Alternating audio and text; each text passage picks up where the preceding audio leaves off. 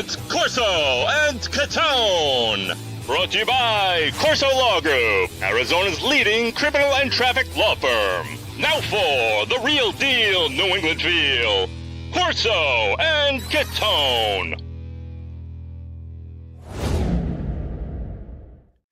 Welcome into Corso and Catone, the real deal New England feel. I'm Corso. Catone is here. Joe's with us in the booth. You are watching on YouTube, iHeartRadio, you're listening, and 790 The Score. Anyway, you podcast. Hey, make sure when you're watching us, give us that thumbs up, subscribe. QR code, right, Joe? They want to scan that QR code? Hit the QR code. Joe, what do they get when they do that? Like, what does that all mean? You don't want to They ask get me. free gifts, Joe. What, they get free gifts? Yeah. Yes, they do. Okay, so make sure you scan the QR code. Joe's promising free gifts, you know, and if you don't get any gifts, call us in heated hotline. Pissed off 855-313-PATS PATS 24/7. It's a message line, or you can email us in our mailbag corso.catone@gmail.com. Not a lot of topics tonight. Not a lot of segments, but a lot to talk about. We weekly rewind, we're going to go back and talk about that Rams-Patriots game to a 28-22 loss, and, of course, Catone's comments. Who the hell knows what he's going to have for us today, so stick around. It's Thanksgiving this week, so you never know what I'm going to talk about. Well, you know, you've been warned, so stick around for that, and, of course, we're going to go B's and C's, Bruins and Celtics. Hi, guys. What's going on? Hey there. How we doing? We had a good week? Oh. Or Yeah, what else? Wonderful. Well, you were yelling and screaming before the camera started rolling today. Well, please. Well, you know, what are you going to do? What goes on behind the camera stays behind the cameras, right, Joe? Listen, Joe wanted to get started. The producer wanted to start. What are you going to do? Well, then let's do just that and get started. And then we're going to start with Weekly Rewind. Joe?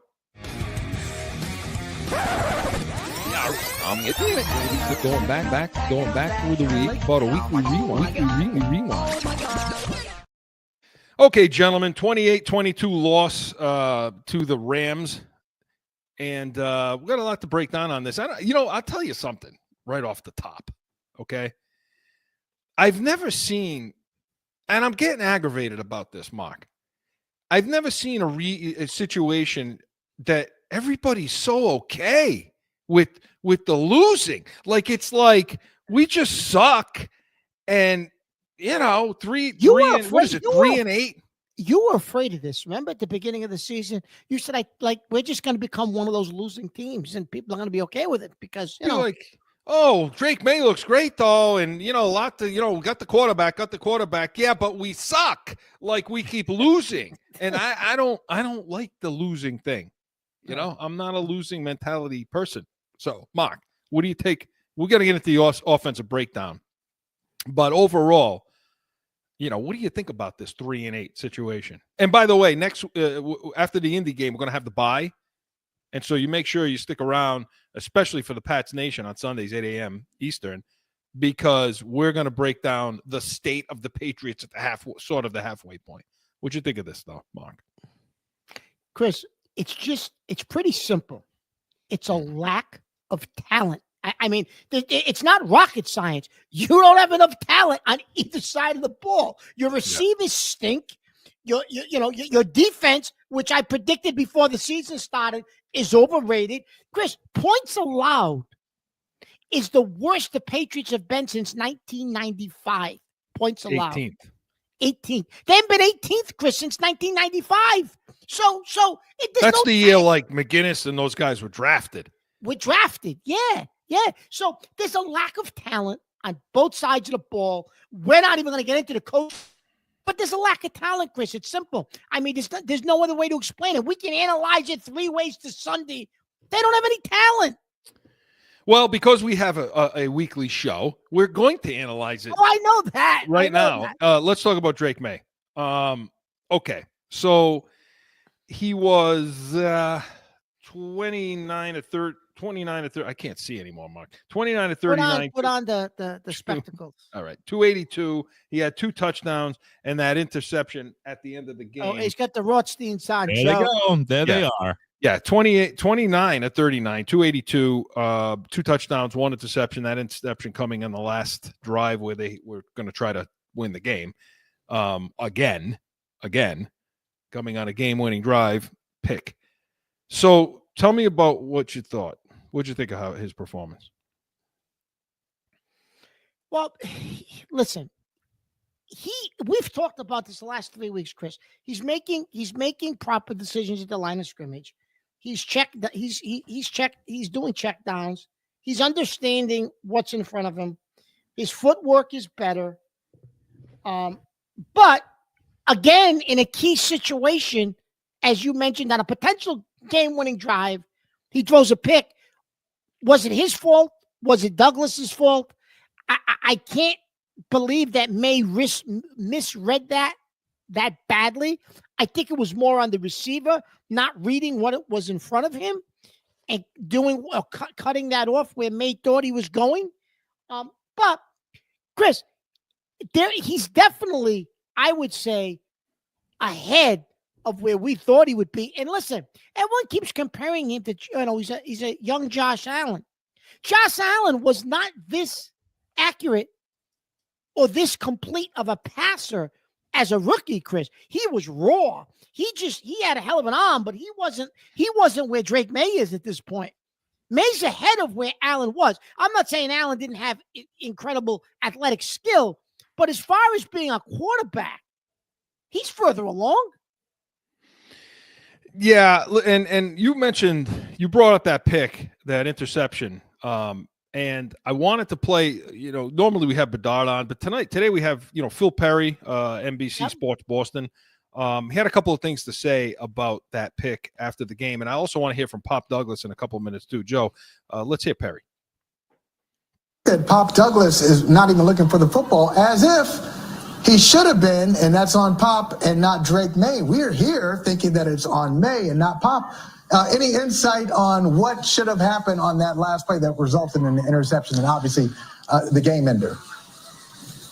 Well, Gerard Mayo called it a miscommunication.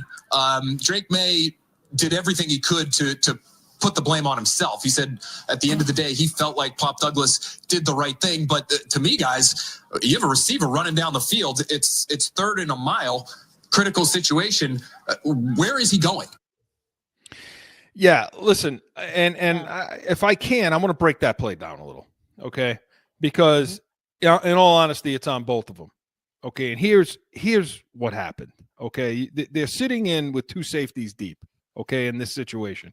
And so Hunter Henry, it was actually, Mark, it was a great scheme.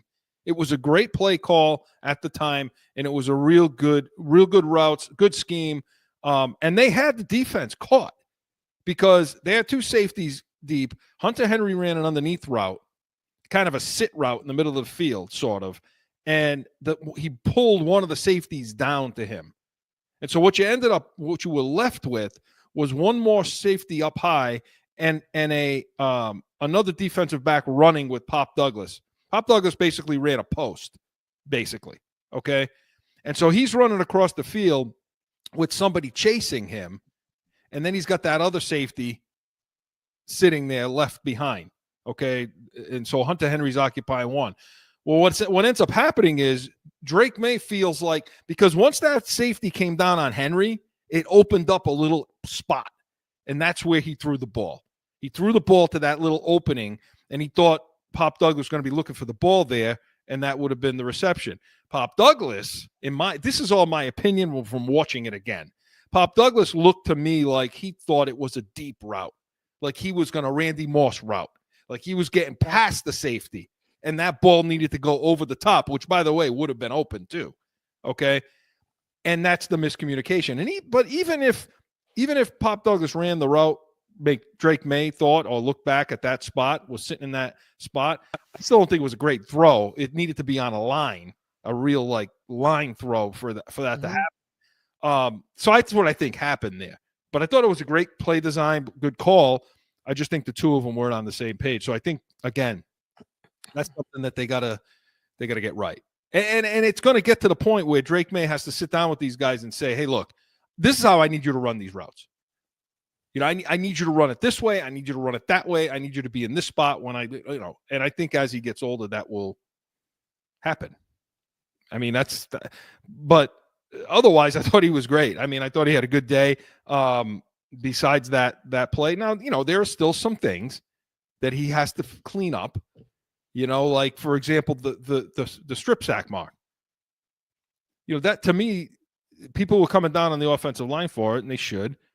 But that's really on him. That tuck rule play. Mm-hmm. Oh, John Gruden was all over social media screaming, right? About the tuck rule, on that play. Oh yeah, I know. Well, but that's one of those situations where Drake May pats the ball, which all real good. I heard Brian Hoyer talking about that this week. A lot of great quarterbacks pat the ball. I think Mahomes does it. I think Brady did it for sure. Well, he pats the ball before he's going to throw. What ends up happening is, quarterbacks hold the ball loose. They throw the ball with their fingertips. So that ball's pretty loose in their hand, which is why they always have the offhand on it before they throw it. Well, when you pat the ball before you throw, you lose that.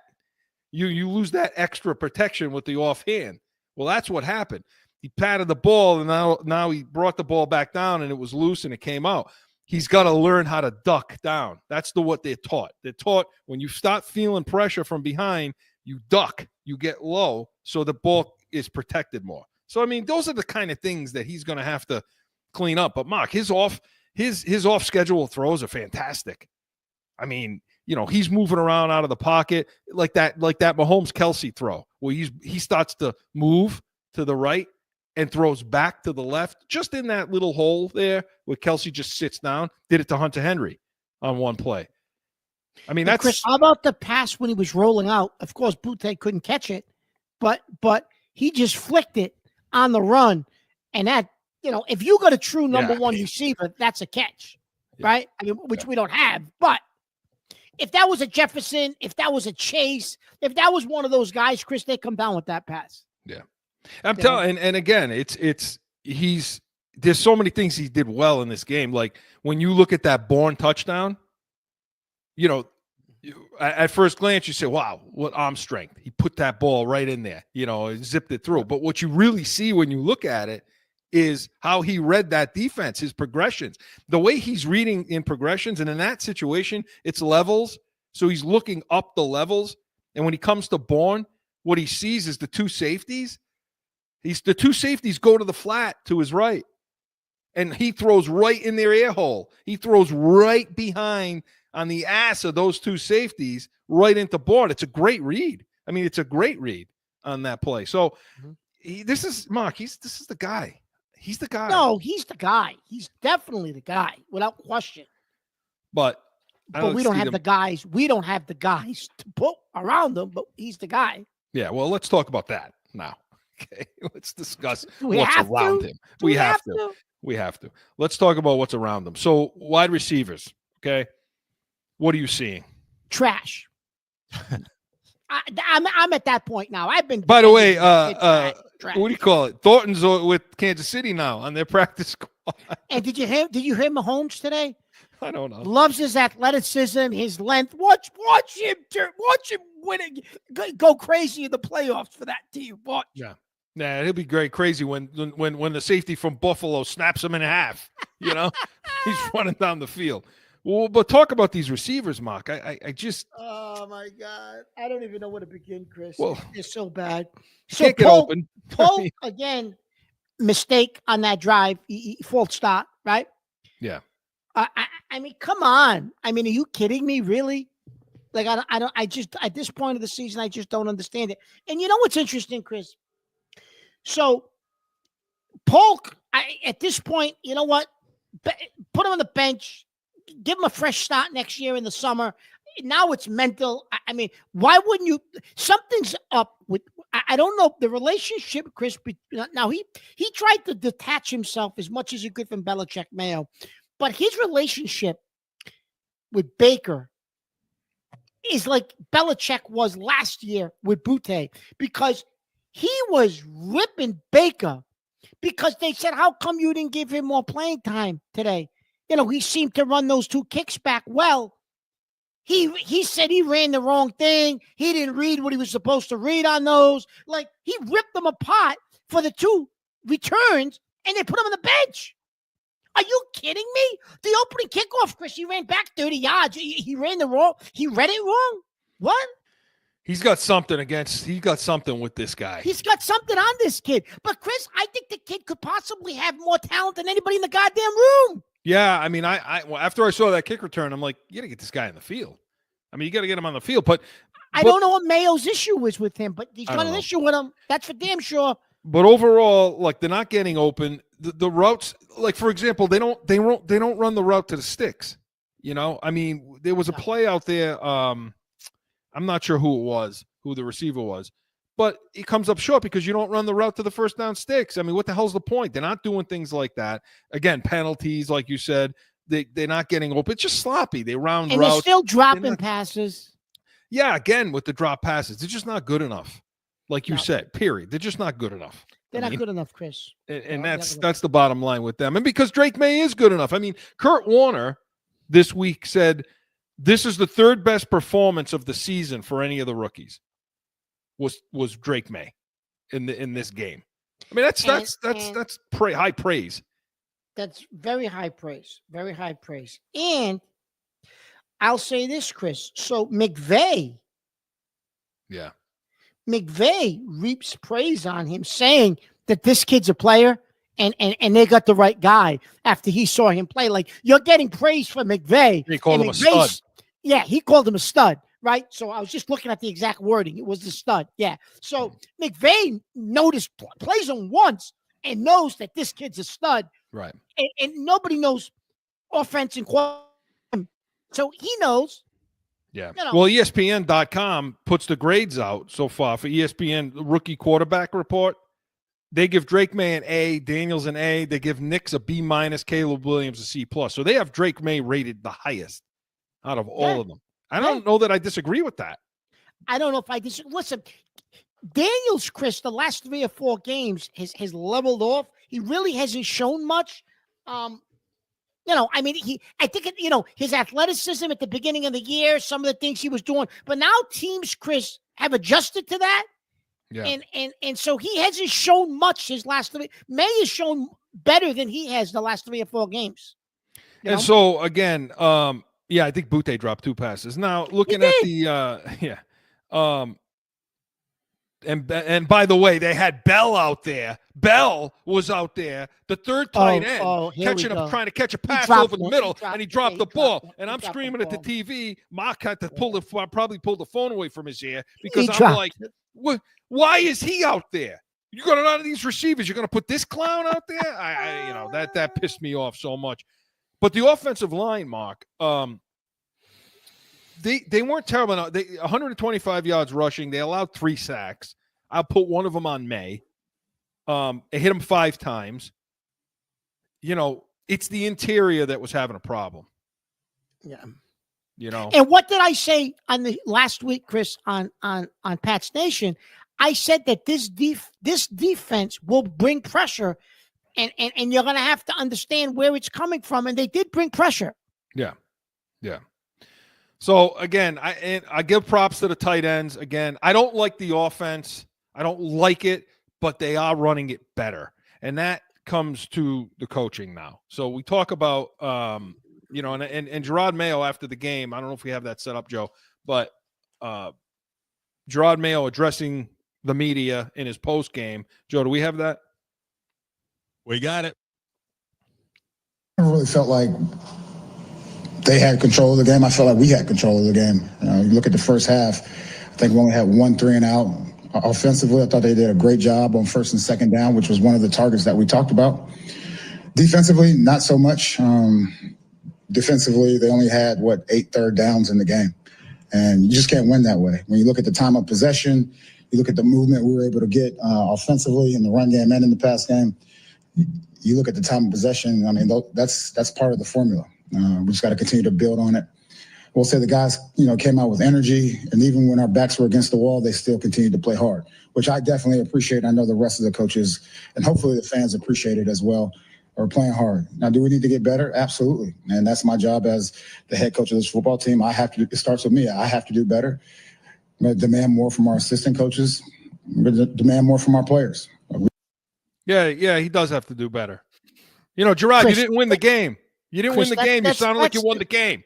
No, but Chris, that's the sound of a losing coach and a losing team. You know, we played hard. What consolation is that? You played hard, you lost. That's what teams say that are 2-15, Chris. Oh, we played hard. We're playing hard. You're playing hard. You can't win. This is what I was saying at the top.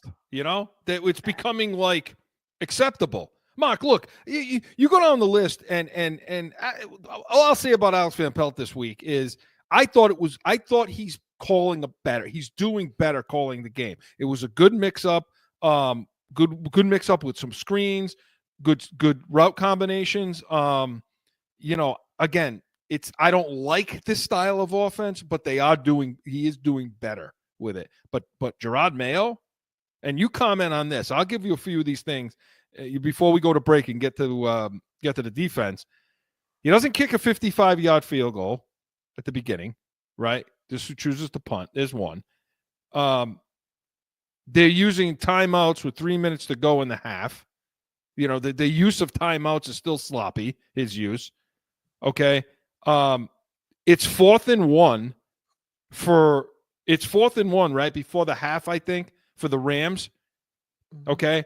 And they're scrambling to get down. We're scrambling. Call a damn timeout. Like, call a timeout. You're going to take them to the locker room with you. Call a timeout and get your crap ready for a 4th down and 1. He doesn't do it. Okay. And then there's so many other things. They got the penalty and they didn't make him re-kick. Yeah, that I found strange, Chris. I don't know what he was thinking there. It seemed like he was on the headset, and did somebody upstairs tell him don't make him re-kick? I don't know how you would make that decision. I don't know. I mean, I don't know. You want to start at the 10-yard line? Yeah, I even think the official was surprised, you know. And then again, end of game. You know, there was a bad spot. We had a 1st down. Make them measure it. Tell the damn officials, I want a measurement. The game's just getting away from him. He can't, he's not, you know. No, the game management, Chris, in-game management and understanding the situation, making adjustments, and all of that is I think beyond what he's capable of right now. Can he eventually get better at it and do better? Maybe. I don't know. But right now, Chris, he's struggling. I mean, I don't think he's going to admit that, obviously, but he's definitely struggling, Chris, because everything you mentioned is a problem. The first time we've heard him actually say it's on me. No, I mean, I've heard him say it before. I don't know if he really believes it, though. I don't think he does either, but that's what I'm saying. I feel like it's the first time I've heard him actually say it in a press conference. But, you know, it's the same crap, Mark. And I don't know if the media still thinks Belichick's standing there, but nobody's pushing him. Push this guy. Follow-up questions. Follow-up questions. Well, it's tough, Chris. You know, 20 years of not following up. I mean, yeah, you fall into bad habits, right? Yeah. Like, how about this? Why aren't we using Drake May's legs more? Why aren't we got read option in the red zone? In their defense, Chris, I think after that whatever that was, a concussion. I guess they said it was a concussion, but I don't know, you know, how severe it was. But I think that might be part of that, why they don't want to use his legs at this point, right? I'm just making an assumption. You know what I mean? You're a goddamn football player. You're on the field. Use it. That's it. I don't want to hear about that. Then sit him on the sideline and put the other punching bag in the game. I don't care. But you know what? This guy's on the field. He can use his legs. A read option. He walks in the end zone, Mark. They're not doing it. Their red zone offense, Chris, is still – granted, I know they called the play action and threw it to Vidarian Lowe, which was a good scheme, good play. I'll give him credit for that. But they're in the red zone, Chris, they still struggle. The play calling of Van Pelt, he struggles in that part of the field. Well, we'll see what happens when they play Miami tomorrow, and we'll break that down on the Pats Nation little more about this and some of the things they should be doing. But this portion of Weekly Rewind was presented by the Pats Nation. Sundays, 8 a.m. Eastern. It's the first pregame show on the station that carries the Patriots. So make sure you get up in the morning, get your whatever these guys like to drink, hot toddies and whatever other nonsense you got going on over there. Tune in to the Pats Nation and away we go. But when we come back, we're going to go further in Weekly Rewind, talk defense and so much more. Stick around. Sundays are for football. And here in New England, that means It's the Pats Nation with Corso and Catone. You have the worst wide receiver room in the National Football League. This is why the Patriots need us in the draft room. Let's see what the Pats Nation thinks about that, Mark.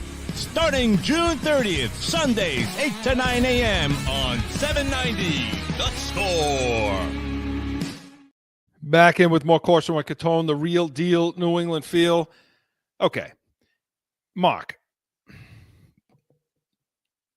Everyone keeps focusing on the offense. What we're going to do on offense. We need weapons on offense. We need this. We need that. We need the other thing. Meanwhile, I don't think people realize how bad this defense is. How devoid of talent this group is right now. What do you see? Both from the coaching all the way down. So, Chris, as far as coaching goes, okay, so you continue to try to blitz this guy, who's a veteran. McVay's the coach. You've got Nakua and you have Kupp on the field. You've got a good running back who can catch the ball out of the backfield. And you continue to try to blitz Stafford. So you do it in the first half. It's really not successful. So what do you do when they come out of the locker room? You're trying it again, and he beats you. They gas you for the touchdown. That long touchdown, right? Yeah. So like Covington, like what are you doing? Like why are you you didn't adjust at halftime at all and say to yourself, well, this isn't working. So we're gonna have to come up with something else because they're throwing the ball all over us. And then why do you got Christian Gonzalez against that offense of scheme? Because you know what they're running. Yeah. Why do you got him out there as a boundary corner? Who's he? The ball's not getting thrown out there, Chris. Listen, I don't know. And Ted Johnson, your former Patriot, was on the post-game show. He had some things to say about this as well, Joe. The coaching decisions, especially on defense, how the game was called on defense was ultimately why the Patriots lost this game. They were going to live by the blitz and they were going to die by the blitz. And that was what, to me, that stood out. They were so aggressive in their play calling against Matthew Stafford. It's not, Caleb Williams back there. And that was the thing. That's why I see a little bit of an arrogance in some of the defensive play calling, because I think they were so just, really pumped up from how they performed last week against their rookie quarterback in the Bears. Yeah, Mark. I mean, he's right. Listen, you just mentioned it about this blitzing. The problem is he gets into these things, Covington. Okay. So Stafford, at one point, he was 7 out of 8 against the blitz, no adjustments. Come back out of the locker room, same stuff, same looks. This is Matthew Stafford. This isn't Caleb Williams sitting back there. You're going to get 9 sacks against this guy. I mean, he was licking his chops all day long, hitting those hot reads. And to your point with Gonzalez, like you said, you have Nakua and you have Kupp who killed us in this game. They both had over 100 yards, Chris, in touchdowns. Yes. Kupp had 2 touchdowns. Nakua had 1. But by the way, that dude runs. Oh, the routes that guy can run, man. Oof. Oh, well, you loved him in the combine when you saw him run that one drill, right? Gauntlet drill. Loved that gauntlet drill. But I mean, again, so okay, you're going to blitz like this. Then I would think you're going to put Gonzalez on your one of the best guys. Instead, you're playing him in the boundary, the short side of the field, and these guys are lined up on the other side or cutting across. I don't, Chris. I just don't understand what that was. I just don't get it. Because when he was on them, and I had that stat talking about, it's a little confusing, but when Gonzalez covered Cooper Kupp or Puka Nacua, it was 7 of 16, something like that. There was only like a 33% success rate. It was not good. Okay. When he was on other receivers, they had a 66% success rate. Bottom line is 60% when he wasn't covering them and 30% when he was. So what the hell are we talking about? Why? Why are we, but he only got on them like 7 times total. What? I listen. No explanation for that. Somebody would have to explain that to me. And Mayo defended it. I think in his presser, somebody asked him about it, and he defended what they were doing. Yeah. So they allowed another 400 yards total offense. Okay, 0 sacks or 4 quarterback hits. Why? I mean, okay. So Ben Vaughn, writes this week for the Boston Globe. He writes, from weeks 4 through 9, the Patriots allowed a league high 163.8 yards a carry, a game, rushing the ball at 4 3/4 yards per carry, prompting Mayo to call his team soft. Fine. Okay. Now the pass rush is nearly non-existent. The sack totals in the last 5 games are 0, 1. Okay. 9. They had the 9 and 0. 0. But Chris, I told you didn't want to hear it. That Chicago game was about Chicago. Chicago stinks. It wasn't about us. They had 1 takeaway in these 5 games we're talking about. 1. So you're not turning the ball over. You're not getting pressure. Your total defense is 20th in the league. Run defense 20th. Pass defense 20th. Scoring defense is what you said at the opening. 18th. Takeaways tied for 26th. When the hell is the last time you saw a Patriots defense look like this? Yeah, no, can't remember. So, I mean, the pass rush isn't good. They're not setting edge. They're not. It's just sloppy. It's a mess, and it starts with the coaching staff. And it's exactly what you said. If you were tuning into Corso and Catone and the Pats Nation before the season, or even in the offseason, Corso and Catone, Mark told you. Losing Belichick is going to drop this team outside of the top 10. Well, I didn't know it would drop it this far. That's bad. And listen, he covered Chris for the lack of talent. And shame on him, because he shouldn't have had that lack of talent with they had drafted the agency. I mean, Belichick covered for the lack of talent, but the lack of talent was on him too. I mean, because and the way, but you know what? I don't understand, Chris. So that this defense was built with guys like, so for instance, I'll use Peppers and Duggar and Mapu and those types of guys as an example. But they were built for a system that nobody was better at putting together than Belichick. That's not something typical coaches use, that type of personnel, and are successful with it. Belichick was, because it was him. These guys aren't going to be successful with that personnel, but they re-signed them all, Chris. Right. This tells you they have really no idea. And as far as Mayo goes, well, Mayo needs to spend more time with the defense. Why? I'm not sure he did anything last year. He ran the meetings. Steve Belichick called the game. Bill Belichick came up with this is what we need to do, simplifying what we need to do on defense. I'm not sure if Mayo, we said it coming in. Does Mayo even good at look? And you talk about the talent on the field.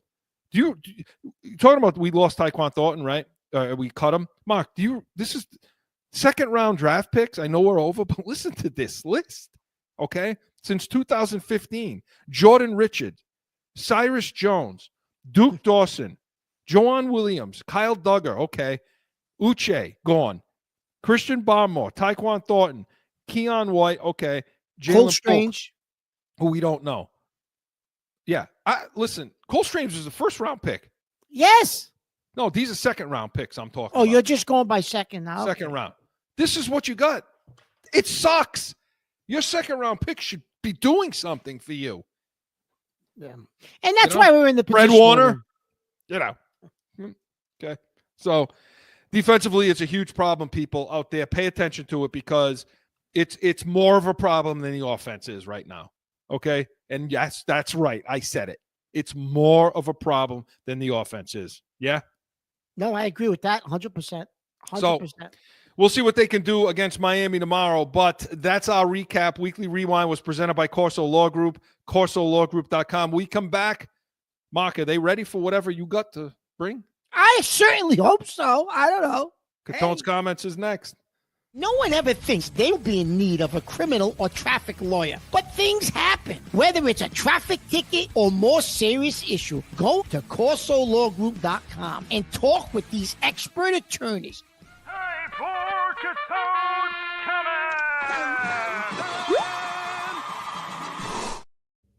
Okay, listen, Thanksgiving is this coming week.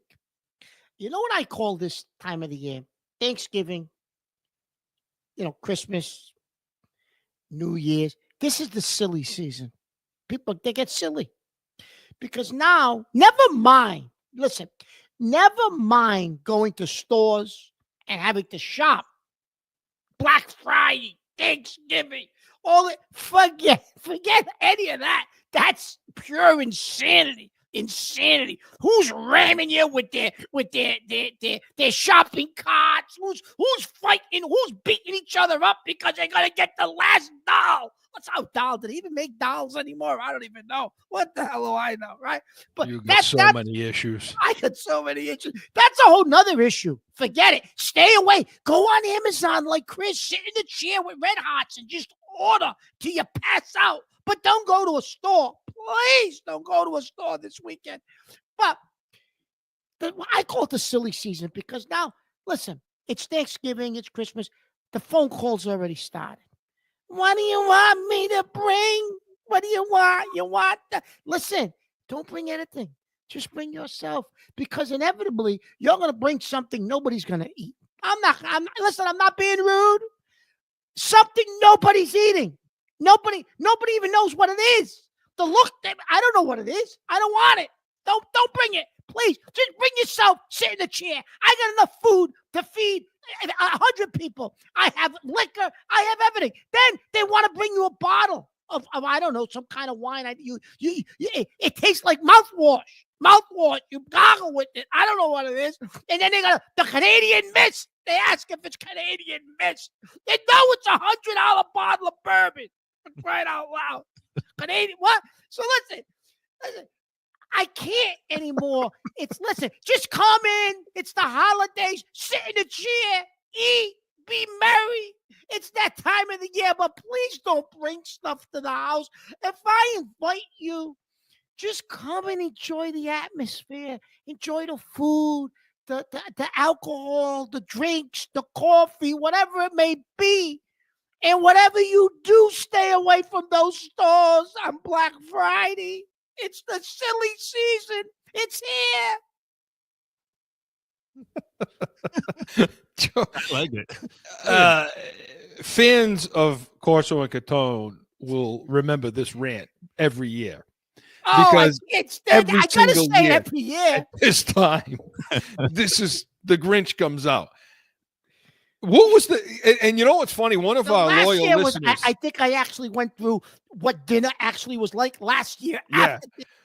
One of our loyal listeners sent Mark I got the t-shirt. I wear it around the Canadian Mist t-shirt, which is what Canadian Mist is what? Like a garbage burp? I mean, it's just, I don't know. It's from the old days. Like in the old days, it was like a Canadian whiskey. Like in the old days, before bourbon and all that became popular and all these Kentucky distilleries were shipping it all over the country. People drank Canadian Mist. And didn't somebody come to your house and you pulled out a nice bottle and they poured it? What was this like? They were trying to ice or something.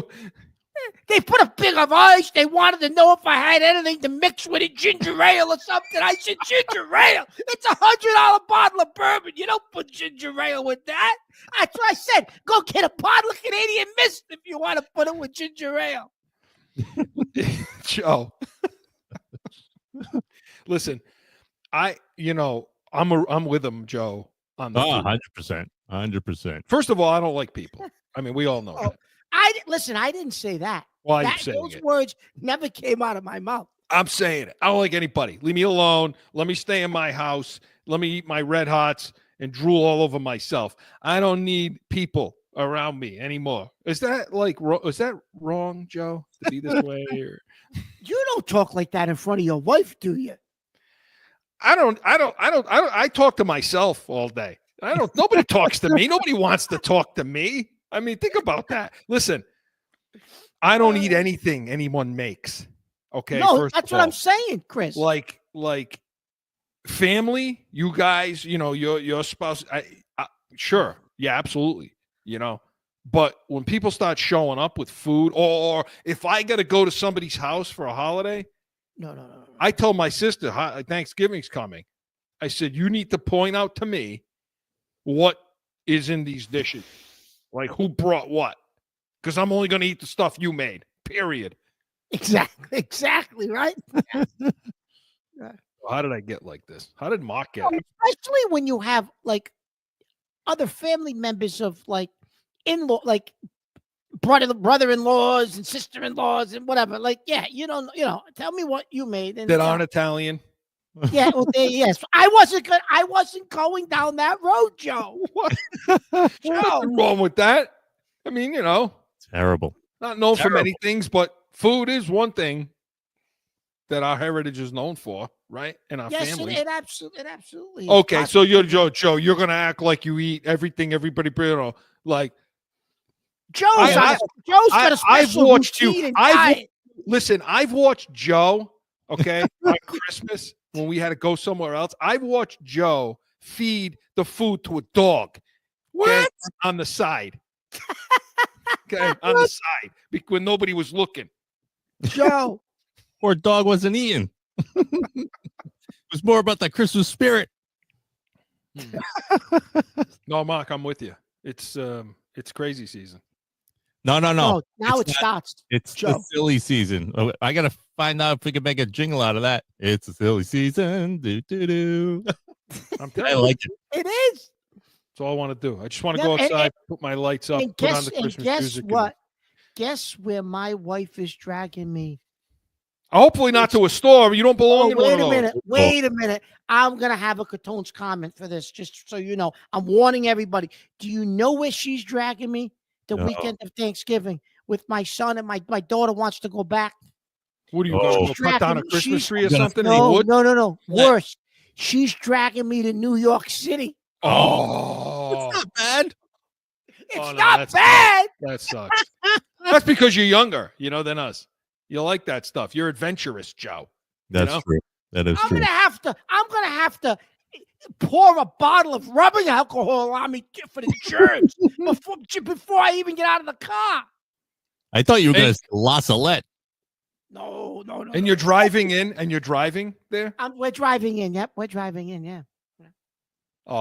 Joe, can we set up a dash cam for this adventure, and we'll just play that for Catone's comments next week or whenever? Wait, the New York drivers in New York City. I may get arrested. I may not be on the show. I may be calling you to bail me out. You have to, if you're going to drive in New York, you have to resign yourself to the fact that your car is going to get hit somehow, somewhere, because you can't just sit there waiting. You got a lot of issues that you're going to New York. Listen, I'm just going to put a little sign in the window. I'm represented by Corso Law Group before they even hit me. The only thing worse is if you went to New York on New Year's Eve. Oh, no, that I'd never do. That I will never, ever, ever do. You never did that, did you, Chris? No. Joe, I think you did, didn't you? I tried to. I didn't do it full out, but I thought, I was there in this timing, and I was like, tried to. Let's see. But I didn't know you can't get out. Like this reminds me. He's talking about New Year's Eve. I know we're over time, but I just got to say it. It's New Year's Day. It's New Year's night. He's at the movies. Which I don't know. He was younger. He was dating some girl. He's with a bunch of people. You talking about me? You. He's at the movies. I have no memory of this. He's at the movies.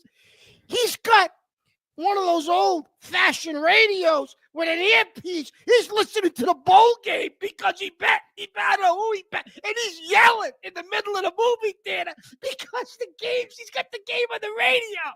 And he's losing. That's a whole. That's a whole. We could talk stories for the rest of this. Maybe we'll do it on the bye week. We'll talk about just this kind of stuff, Joe. I don't think we can get it past.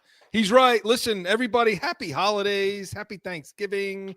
Stay the hell away from all of us. That's it. Is there a song like that, Joe? Stay the hell away from us on Christmas. So, and Thanksgiving. Good stuff, Mark. Catone's comments was presented by the Pats Nation, Sundays, 8 a.m. Eastern. We are the first pregame show for the Patriots game. It's on 790 The Score. So, get ready to listen to the Patriots. You listen to us first. Get all the real deal information. But when we come back, going to talk B's and C's, no flipping. Sundays are for football. And here in New England, that means it's the Pats Nation with Corso and Catone. You have the worst wide receiver room in the National Football League. This is why the Patriots need us in the draft room. Let's see what the Pats Nation thinks about that, Mark. Starting June 30th, Sundays, 8 to 9 a.m. on 790 The Score. Back in with more Corso and Catone, the real deal, New England feel. All right, we took a lot of time at Catone's comments. Let's get the B's and C's. Joe? Hit it! The Boston Celtics are the world champions, and they have shown the world how great a ball club they really are. Screen shot,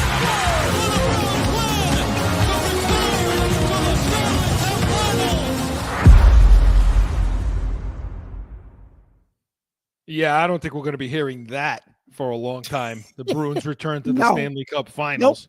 Nope. So, Mark, they fired Jim Montgomery this week. Well, we talked about it last week. We said, will he survive until Christmas? And you said, you said, nope. Yeah, I mean, I couldn't even well, first of all, I didn't understand. I mean, when they didn't give him a contract extension in the offseason, he was dead coach walking at that point. Yep. And so I look at the management situation with this, and I say, okay, you fire him, okay, and you're wondering why. Then, he lost the team. The team wasn't really listening. Well, when you didn't extend him, you basically sent the message. Yeah, I mean, you sent the message to his team that basically said, this guy's days are numbered. Chris, how's the GM surviving? I don't know how he survived the last coaching fire. I mean, and Jacobs trusts them implicitly. I mean, Neely and Sweeney. I'm talking about Sweeney. I'm not talking about Neely, but like Sweeney, I don't know how Sweeney is surviving. I mean, and he puts a little bit on himself too in his press conference this week, but it's so disingenuous. I mean, it just is. And we this week, Fluto Shinzawa of the Athletic, okay, hockey guru, writes a lot on the Bruins, had some things to say about the Montgomery firing. Joe, do we have that? I think that Jeremy has come to a point where he realizes that he has to regain the trust, the faith of his teammates who were looking at him and saying, okay, at one point, I think they were saying, okay, fine, you're not in training camp. That's fine. You deserve every penny of the money you're going to get if you are the number one guy and you save the day like you did in the playoffs. Well, he shows up and he's at 880 whatever save percentage and getting paid all that money. Played the wrong one. What if you're a player, a grinder, a fourth line guy, a third pairing defenseman who had to grind through training camp, fight everything to get on the team, and then you're looking at this guy show up and just not play anywhere close to his level? You're looking at that and wondering, what? This is why you didn't show up at training camp to play like this? It's not acceptable. I reset this because that was the wrong one. Joe, that was cost with Shinzawa. We want to play that in a minute to when we got to talking about Swayman. But he also... Talk about it now. Yeah. Well, okay. We can come back to Montgomery. I got the other one. Play it. Play it. This is 20 games. This is a large sample size. And you look at the performance across the board. Name one category where they were not poor. Goaltending, not getting it. Power play, worst in show. Penalty kill, I think 25th or 26th. 5-on-5 offense, 25th, 26th. Like, go down, most penalties taken. Not enough from Pasternak and McAvoy. Nothing from Swayman. zero from Elias Lindholm, your biggest offseason investment. So this is, there's been hiccups and more than hiccups since day one, literally day one, the 6-4 loss to open the season against the Florida Panthers. Yeah, Mark, and he's right. I mean, they're down in every statistical category you can think of. Yeah, they are. So, Chris, go ahead. No, I was going to ask you. I mean, do you think they're coming off 2 back-to-back 100-point seasons? Did he deserve it? Well, here's my thing, Chris. So I think a couple of things. First of all, you made a good point. You don't extend them in the offseason. So what message are you giving the players? Now they face a little bit of adversity. Well, how do you think they're going to respond to him when they know, well, screw it, you're not going to be our coach anyway. So, obviously that's the message you sent the players, number one. Yeah. Number two, listen, the construction of this roster was not on the coach. It was on Sweeney and Neely. So, Sweeney, really. So he's, they're talking about Lindholm, your biggest offseason addition. Granted, I know he's been hurt, but he hasn't given you anything, even when he's on the ice. So Sweeney's going to survive again. But I think he's just as much to blame. I would have gotten rid of both of them, Chris. I think I would have did a clear cut and said, you know what? You're both going. It's time. We had 200-point seasons. It's time to rebuild, start fresh, and we're going to do it with a different GM, and we're going to get rid of the coach, and let's do it, and let Neely pick the GM and reboot it. Chris. Listen, the only way that Sweeney gets fired, it's simple. Because it went back. You go back to the last time it happened with Chiarelli, is when they don't make the playoffs. And in 2015 or 14, whatever. And that may very well be this year, Chris. So you don't make the playoffs, then the GM gets fired. That's been consistent with this ownership, where they get rid of the GM when you don't make the playoffs. But that might be coming. And then moving forward now, so Joe Sacco is named. Who I like, by the way, was named the interim head coach at this. I think he won a Stanley Cup, didn't he, Joe Sacco? Colorado, right? Yeah. And so, well, you're thinking of Sakic, but he did coach Colorado, Joe Sacco. And I don't know was he the coach? I'm not sure if he was the coach. Oh, he was there when they won. No, I thought he was a player when they won. I'm saying he was a player. Yeah, I know Sakic was a player. When Patrick Waugh was the goalie of Colorado when they won championship. I don't know. Focus. He's behind the bench. No, but listen, what's the first order of business for him? Because now we heard Shinzawa talk about Jeremy Swayman at this point. Now you're stuck with him. Well, you hear Don Sweeney's statement. Our team's inconsistency in performance in the first 20 games of the season has been concerning, and below the Bruins want to reward our fans. How they want to reward. I believe Joe Sacco has the coaching experience to bring the players and the team and the focus, blah, blah, blah, blah, blah. We will work to continue the necessary adjustments to meet the standard. A lot of nonsense. Swayman is his first order of business. And the team is not in his corner. But what are you going to do with Swayman? Something's got to be done, Mark. You own him, Chris. At that salary, no one's trading. Well, I don't mean about getting rid of him, but you got to do something. He's given up more than 4 goals in the last several games. Okay. And when you look at Swayman versus Korpisalo, 5 wins versus 3. Korpisalo played 7 games. Swayman's played 14. 5 wins, one shutout, 3.4 goals against, 88%. Mm-hmm. Whereas Korpisalo in 7 games got 3 wins, 1 shutout, 2.7, and a 90. Okay, so he's out playing Swayman. But the key, Mark, the big thing is the team is playing better in front of Korpisalo than they are for Swayman. Why? No, they are. No, yeah, they are. Listen, that's a problem, Chris. You got a problem there, and I don't know if it can be fixed. I really don't know if it can be fixed. I think you paid the wrong goalie. Yeah. And we said it when it happened, and I don't know. Can this guy motivate him and get him right? I don't know. I'll tell you this, Chris. The next couple of talking about does the coaches change? Does it ignite this team? The next couple of games, they play some tough opponents, but then after that, Chris, they got a stretch of like 7 games where they're playing like real bad teams. So you could put together after these next 2 games, you could put together a winning streak of multiple games and gain a lot of points because you got like 7 straight games against real bad non-playoff teams. So it's going to be interesting to see if this motivates them. Well, Sacco's got to get this chemistry right between Swayman, because right now the players are not liking Swayman too much. And like Shinzawa said, you know, you're looking at a guy that sat out. He sat out all camp and all of the preseason to get his money, and he came in and he's playing like garbage. And the players are looking at that saying, hey, who the hell are you? I mean, who the hell are you? You sat out to get your money. Good. God bless you. You got your money. Now show up. And he's not showing up. And so Sacco, that's his first order of business, is to mend that fence between these guys, you know, because it's and then getting the team to play better, obviously, and leadership. You know, Marchand is not Bergeron, you know, not Chara. You got to have better leadership with the C on.